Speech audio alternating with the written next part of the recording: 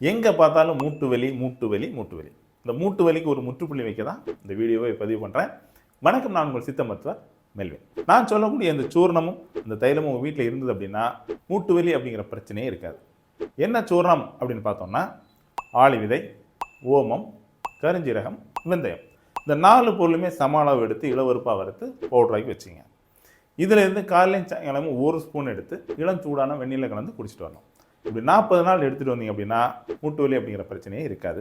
என்ன தைலம் அப்படின்னு பார்த்தோம்னா இலுப்பை நெய் இல்லைனா எண்ணெய். இது சாதாரணமாக நாட்டு மருந்து கடையில் கிடைக்கும். இந்த இலுப்பை எண்ணெயை வாங்கி 2 மூட்டுலையுமே நல்லா அப்ளை பண்ணிவிட்டு தவிடு இல்லைனா மணலில் ஒரு கிளி மாதிரி செஞ்சு தோசைக்கல்லில் கொஞ்சம் ஹீட் பண்ணி ஒத்தடை கொடுங்க. இந்த மாதிரி காலையும் சாயங்காலம் 2 வேளை கொடுக்குறது நல்லது.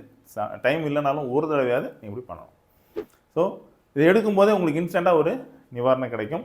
ஆனால் 40 நாள் கண்டினியூஸாக ஃபாலோ பண்ணும்போது மூட்டு வலிக்கு ஒரு நல்ல தீர்வு கிடைக்கும். ஸோ மூட்டு வலியில் இருக்க எல்லாருமே இதை கண்டிப்பாக ட்ரை பண்ணி பார்த்துட்டு எப்படி அப்படிங்கிறத கமெண்ட்டில் சொல்லுங்கள். இந்த மாதிரி பயனுள்ள தகவலுக்கு நம்ம சேனலை ஃபாலோ பண்ணுங்கள். மூட்டு வலியெலாம் கஷ்டப்பட்டு இருக்க உங்கள் ஃப்ரெண்ட்ஸுக்கு இதை உடனே ஷேர் பண்ணுங்கள்.